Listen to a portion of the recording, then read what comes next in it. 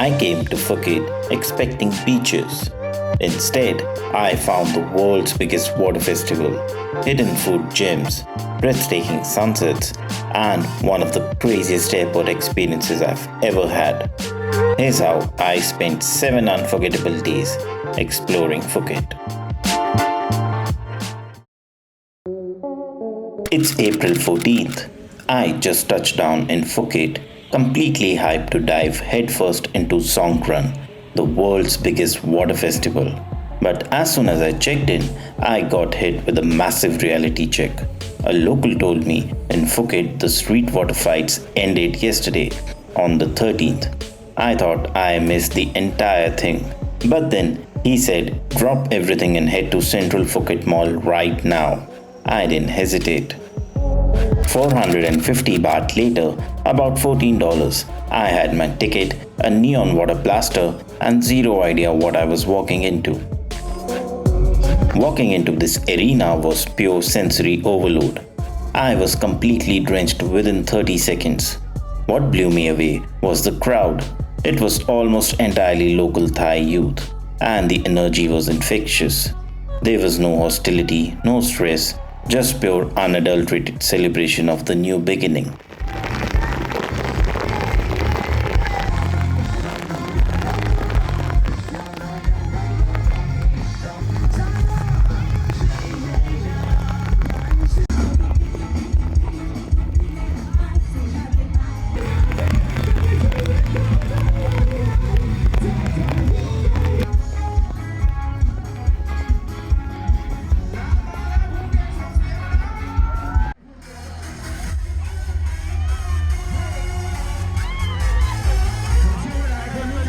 Day 1 was supposed to be a mess. Instead, it turned into one of the most insane local parties I've ever experienced. But tomorrow, the pace completely changes. We're escaping the crowds to find the quiet, hidden side of Phuket. Day 2 started late. Between the long flight and throwing myself straight into a massive water festival on day 1, my body completely crashed. I needed a serious reset. So I hunted down a spot called the Craft Lab for an incredible cappuccino. By evening, I made my way down to Patong beach. Yes, it's touristy and yes, it's crowded, but as the sun started to dip, you could see exactly why everyone gathers here. The energy was pure relaxation and the sunset was honestly spectacular.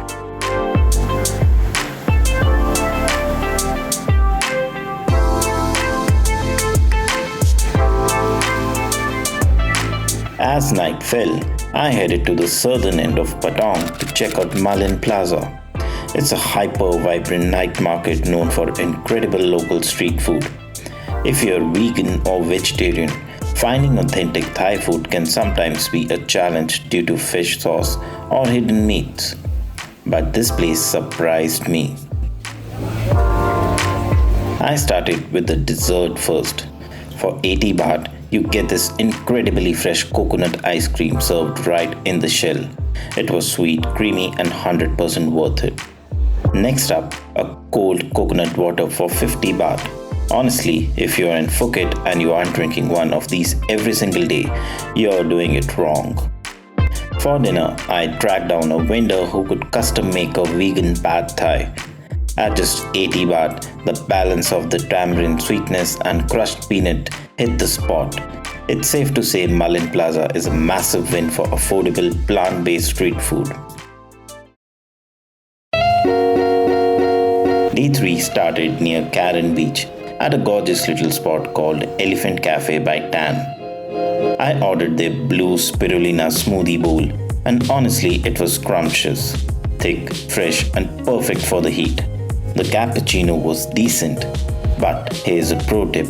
I left them a quick review on Google Maps and they handed me a fresh ice cold coconut completely on the house. It was a warm 15-minute walk to the shore, with the sun beating down high in the sky. When I stepped onto Karon beach, the sand was literally shining in the sunlight. Because of the midday timing, the crowds hadn't arrived yet. The water was crystalline, and as I walked along the shoreline, I caught a glimpse of fascinating coastal wildlife. Tiny, accidental art piece created by the sea. It was a cluster of goose barnacles. If you look up towards the hills from here, you can actually spot the iconic Big Buddha watching over the island.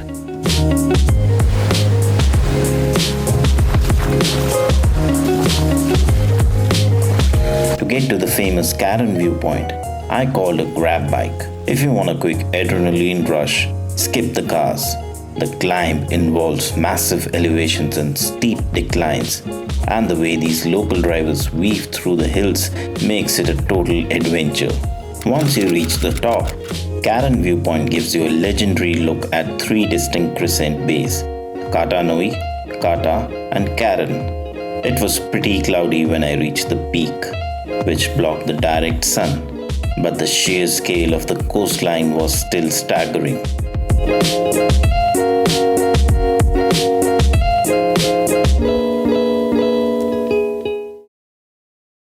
After checking out the viewpoint, I headed down to Kata beach. Write this name down because it's an absolute hidden gem. It's small, quiet, and completely isolated from the standard tourist noise.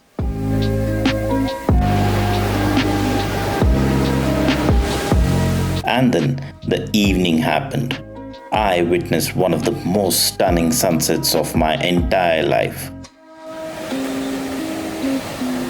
Within a tiny span of time, the entire sky caught fire, shifting from intense orange to deep, glowing pinks.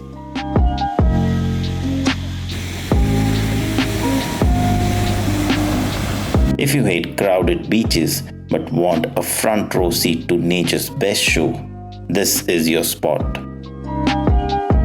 To wrap up an incredible day, I hit the Kata Walking Street night market. This place has a brilliant local energy, packing together street food stalls, shopping, and cheap drinks. I managed to grab a few fresh cocktails for just 100 baht each, which is an absolute steal. For dinner, I had a fresh mushroom pizza, a mandatory coconut water, and a crispy tornado potato. If you're staying anywhere near Kata area, you have to spend an evening here. I've dropped the exact Google Maps location for this market in the description below so you can find it easily. On day 4, I headed north to Kamala beach. My first stop was a bright, health-forward spot called Fruit Fusion Kamala Cafe to kick off the morning. I ordered their vegan mango magic smoothie bowl, which was completely exceptional, perfectly thick, tart, and refreshing. But the real highlight here is their signature touch. The kitchen team carves your exact name out of fresh fruit right onto the top. It's a beautifully personalized detail that leaves you with an unforgettable travel memory.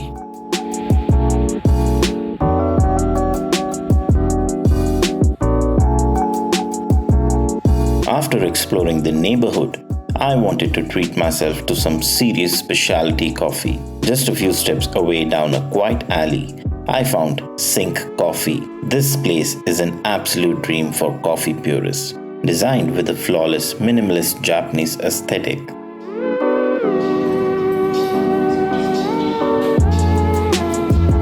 As a big fan of manual pour-overs, I chose a single origin batch of light roast local beans from Chiang Mai.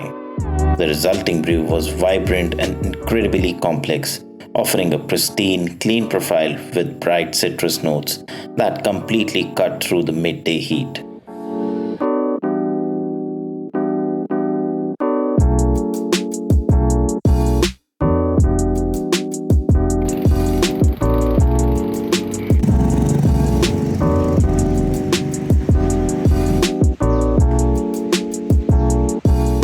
From the cafe, it was a brief, sun-drenched 10-minute stroll down to Kamala beach.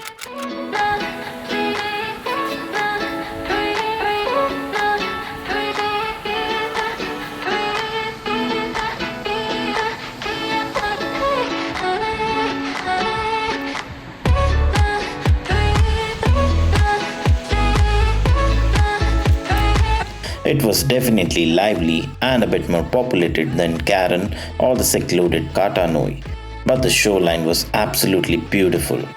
Right on the edge of the sand, I found Lillo Island, a fantastic family-run restaurant with excellent plant-based options. I ordered a classic Thai red curry alongside a basket of steaming sticky rice. It was an exquisite masterclass in flavor, rich, wonderfully aromatic, and packing a robust, authentically fiery punch that hit every single note perfectly.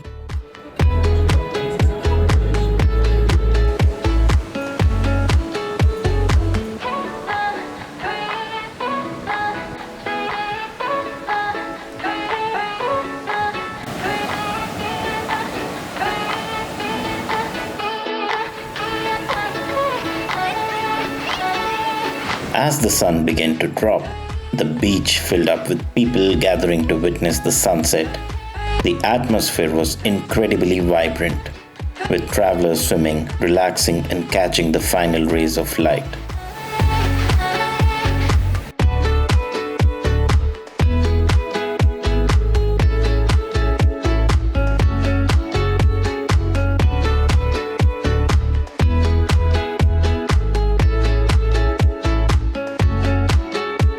I headed back down south to Patong for my final dinner along the western coastline. I ended up at a popular casual local joint called 89 Thai Food and Seafood. Even though it's a seafood spot, I wanted something simple. So I ordered a plate of aglio olio spaghetti for 120 baht. It was a decent, satisfying and budget-friendly meal to wind down the evening. With a stomach full, it was time to pack my bags. This was my final night along Phuket's famous western coastline. Tomorrow, I head inland to discover the historic streets of Phuket Old Town. Morning of day 5, and it was time to pack up. I checked out of the Andaman Beach Hotel Phuket handwritten collection. Honestly, it was a phenomenal experience all around.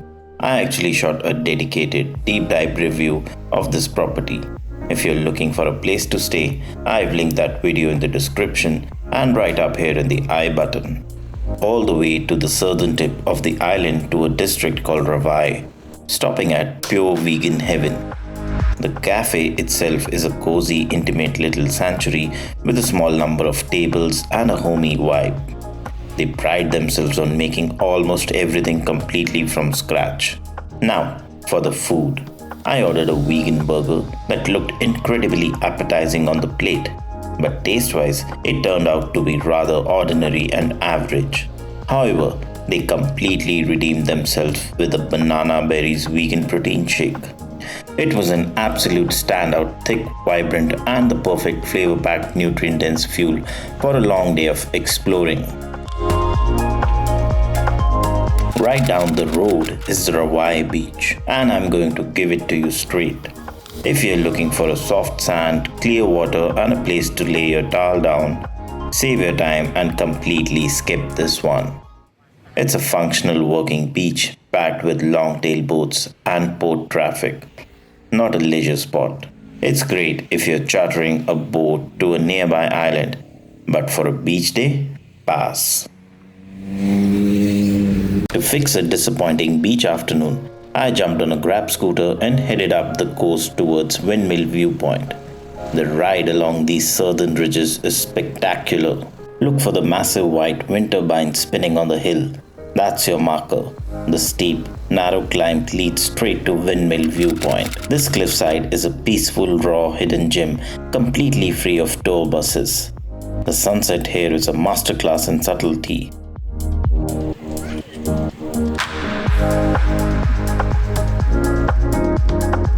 From the edge, you look directly out at the lush, uninhabited silhouette of Khao Island sitting opposite the bay, while the clouds part just enough to paint the sky in elegant copper and salmon pink.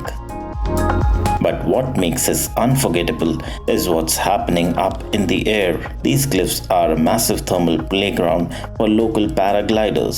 Watching them sail silently through the frame suspended between the ocean cliffs and the island of Koman turns a simple viewpoint into a living work of art. If you're exploring the south of Phuket, do not miss this. With the sun down, I said goodbye to the western coastline, made the drive inland to Phuket Old Town, and checked into my new base. By the time I unpacked, it was late, and finding a plant-based food at night can be tricky. Luckily, I found a restaurant called Little Phuket. Even though it was late, the kitchen was incredibly accommodating and custom made a vegan Thai curry with sticky rice just for me. It was a comforting, aromatic, flawless masterpiece, creamy, rich, and perfectly spiced. If you find yourself in Old Town, I highly recommend this spot, especially since they stay open right up until 12:30 am.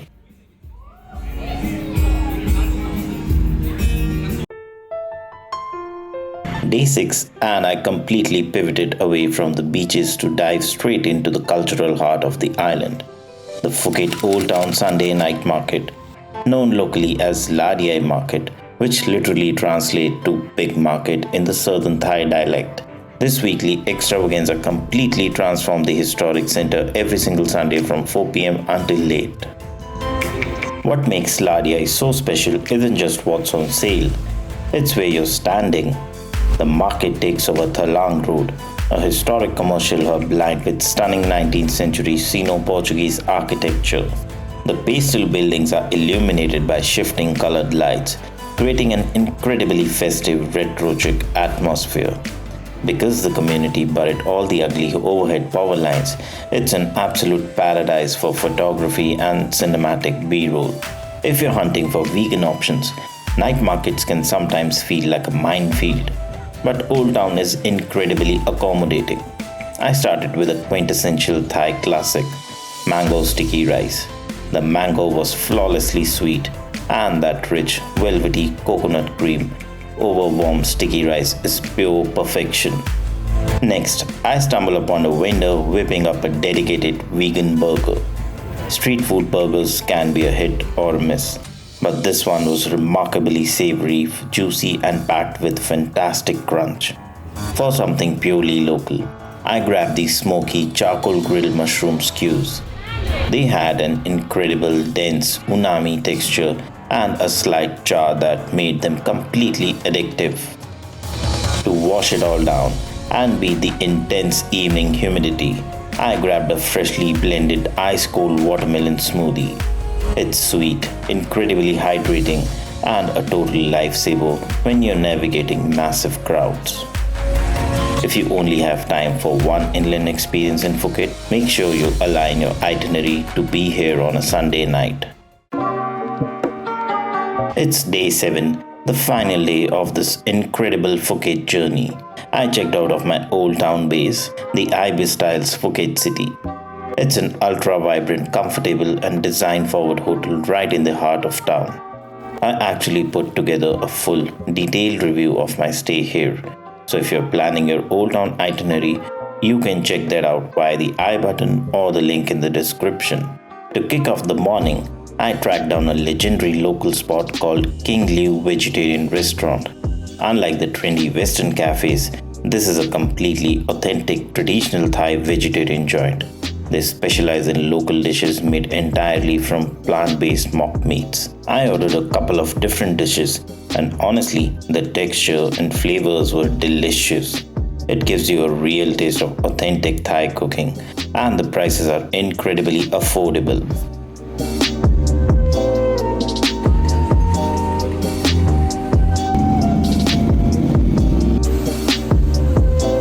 Right down the street, I made a quick stop at Rush Coffee, a beautiful industrial chic roastery tucked away in a quiet courtyard.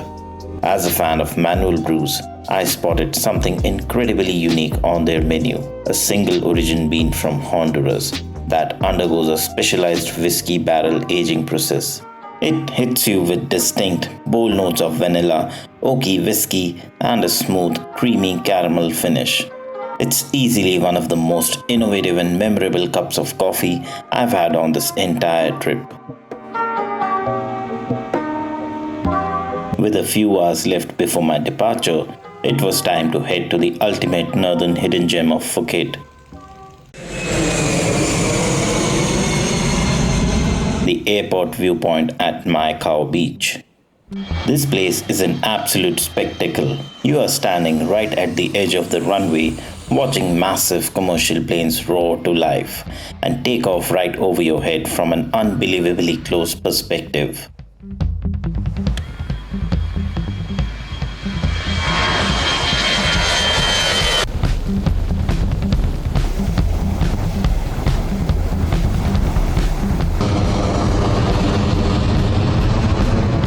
But as stunning as it is by day, experiencing this place after dark is on a completely different level.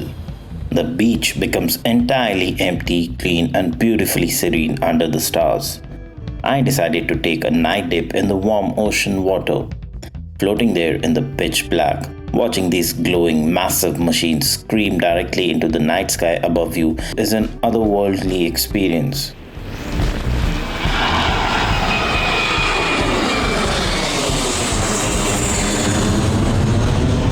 If you are a plane enthusiast or just want a thrilling, unconventional memory, you cannot miss this.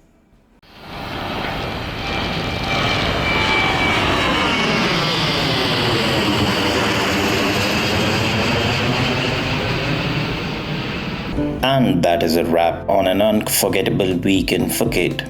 From the chaotic water arenas of Songkran and hidden sunset cliffs to the historic streets of Old Town and planes roaring in the dark, this island has so much to offer if you just take the time to travel slow.